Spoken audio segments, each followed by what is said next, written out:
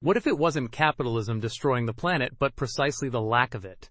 What if radical ecology was, unknowingly, the greatest ally of overconsumption?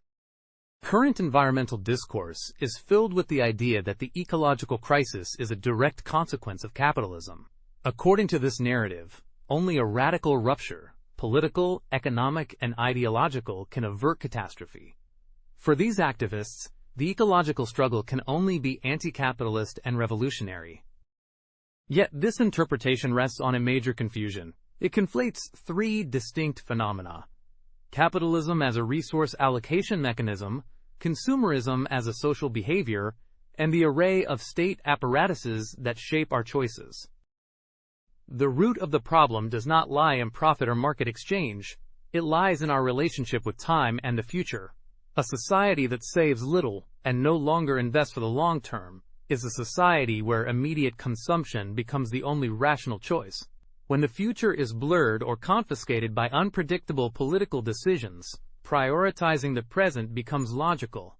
This is not a moral failing. It is a rational adjustment to the incentives produced by the state. To plan one's life, specific conditions are required: stable rules, a currency that retains its value, and a legal framework that allows for long-term projection without fear of arbitrary change. When these conditions disappear, saving becomes a risky bet. In this context, consuming immediately is no longer a temptation, it is a defensive strategy. Take a concrete example: the automobile. In a free market, you would choose your vehicle based on durability and actual long-term cost. But today, the state intervenes massively. Through subsidies, bonus-malus taxes, and driving bans, it distorts price signals. Citizens are pushed to buy heavy, complex electric vehicles that are often impossible to repair, all while regulations change every 2 or 3 years. The result? The individual no longer chooses the most ecological solution, but the one least penalized by the administration at that specific moment. Obsolescence is no longer technical. It is regulatory. Perfectly functional cars are destroyed to satisfy a central planning committee that constantly changes its mind. It is statism that creates the disposable, not the market. It is precisely to decode these mechanisms and avoid yielding to short-term panic that I created this channel. If you want to go further, I offer tutorials and analyses on my Patreon to help you protect your freedom against the whims of central planning. It is the best way to support my work and to fund my projects while gaining concrete tools for your own financial independence. The link is in the description, and my free content will remain free regardless. Returning to the subject, systems based on central planning profoundly alter our incentives. By attempting to direct production or correct prices, the state weakens the signals that allow us to balance the present against the future. Prices no longer reflect true scarcity, and decisions are dictated by bureaucracy rather than real needs.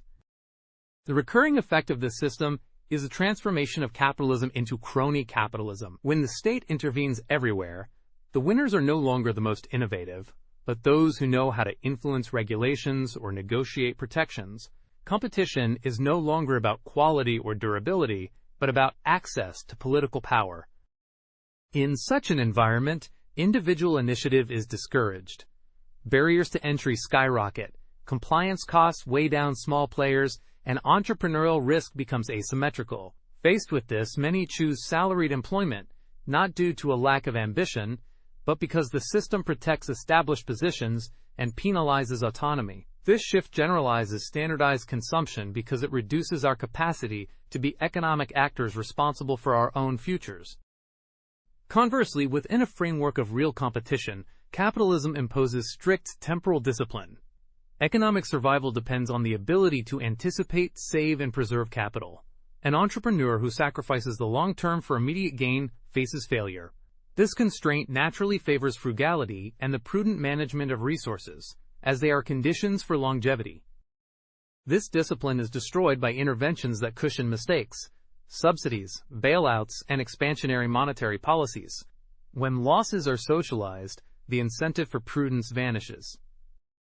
Monetary policy plays a central role here. A degrading currency encourages debt and makes saving feel absurd. People no longer buy what is durable. They buy whatever allows them to spend their money before it loses its value. This heightens environmental impact while degrading our quality of life. The ecological crisis is not a failure of capitalism, but of a hybrid system shackled by socialist dogmas. Social and environmental justice is one of the most insidious incarnations of this drift.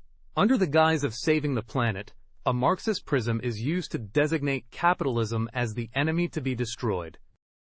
They pretend to ignore that inflation and low-cost consumerism are the fruits of decades of leftist policies.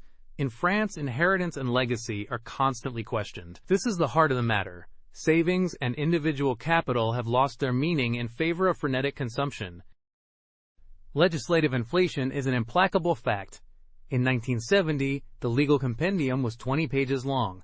In 2004, it was 556 pages. By 2025, it reached nearly 150,000 pages. The state now meddles in everything. What you eat, how you heat your home, your car, your salary, and even the packaging of your products. This planning creates a legal jungle that stifles competition, breeds monopolies, and atrophies individual initiative. The law, instead of being a check on greed, has become its instrument. The climate crisis does not stem from an excess of capitalism but from a total lack of classical liberalism. We are suffering under the tidal wave of statist dogma. If this topic resonates with you, join me on Patreon to help fund my projects and get value for your own independence. Don't forget to leave a comment on the legitimate role of the state, give a thumbs up, and share this video to raise awareness. In the meantime, stay free.